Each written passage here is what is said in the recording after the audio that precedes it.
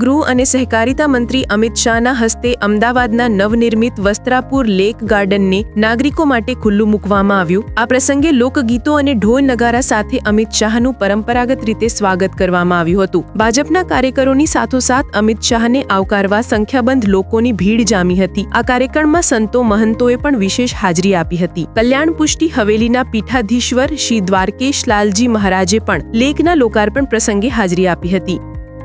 અમદાવાદવાસીઓની આતુરતાનો અંત આવ્યો છે। બોડકદેવ વોર્ડ વિસ્તારમાં હવે અમદાવાદવાસીઓને નરસિંહ મહેતા સરોવર લેક ગાર્ડન તૈયાર થઈને મળી ચૂક્યું છે। ઉલ્લેખનીય છે કે આજે કેન્દ્રીય ગૃહ અને સહકારિતા મંત્રી અમિત શાહ દ્વારા બોડકદેવ વોર્ડમાં આવેલા આ વસ્ત્રાપુર લેક ગાર્ડનનું આજે રિનોવેટ કરવામાં આવ્યું અને ત્યાર પછી આજે લોકાર્પણ કરવામાં આવ્યું છે।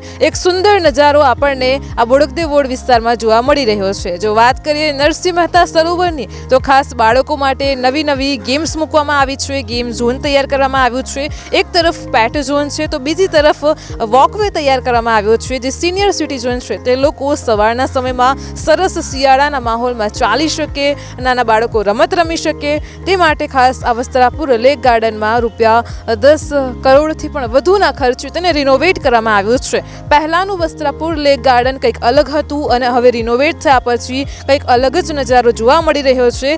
અમિત શાહ દ્વારા આજે લોકાર્પણ કરવામાં આવ્યું ત્યાર પછી લોકોમાં ખૂબ જ ખુશી જોવા મળી રહી છે અને જે રીતનું આ રિનોવેશન થયું છે બહુ સારું છે અને બહુ સરાહનીય છે।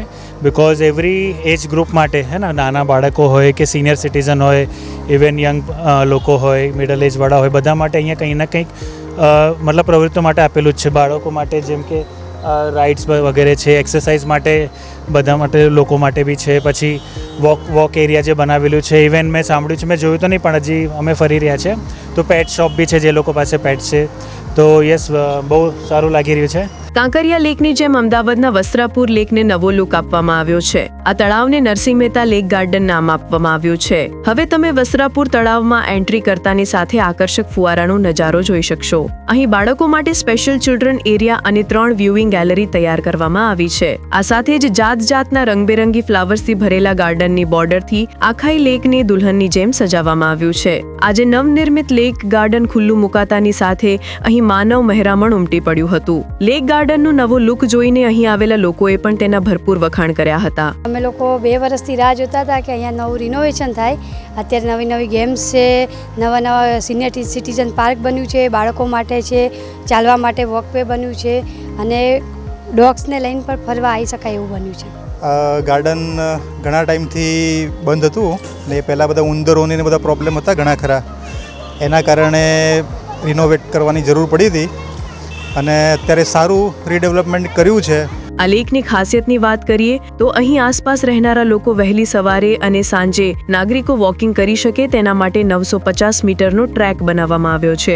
250 ચોરસ મીટરનો પેટ ડોગ એરિયા પણ બનાવવામાં આવ્યો છે। 3 એન્ટ્રી ગેટ છે જેમાં ફુવારા મૂકવામાં આવ્યા છે। આ સિવાય અહીં 5 MLD નો ટ્રીટમેન્ટ પ્લાન્ટ લગાવ્યો છે, જેથી ખરાબ પાણીને શુદ્ધ કરીને તળાવમાં પાણી ભરી શકાય। ખાસ કરીને વસ્ત્રાપુર લેકને નરસિંહ મહેતા સરોવરનું નામ આપીને વિકાસ સાથે વારસાનો સમન્વય સાધવાનો પ્રયાસ કરવામાં આવ્યો। સરખેજ ગામનું નામ શ્રી ક્ષેત્ર હતું, એને 500 વર્ષ પછી શ્રી ક્ષેત્ર સરોવર તરીકે યાદ કરવા માટે એ સમગ્ર સરખેજ વાસીઓ દ્વારા અને સમગ્ર નાગર કોમ્યુનિટી જય હાટકેશ બોલીને નરસિંહ મહેતાનું જે ગૌરવ લેતા હોય એમના નામને યાદ કરીને જ્યારે નરસિંહ મહેતા સરોવર તરીકે વસ્ત્રાપુર તળાવને નામ અપાયું છે તો આજ બતાવે છે કે વિકાસ અને વારસો, જે નરેન્દ્રભાઈ મોદી વિકાસ સાથે વારસાની વાત કરે છે એ આ જ વાત છે કે વિકાસ ભી और जो हमारी पहचान है वो पहचान भी।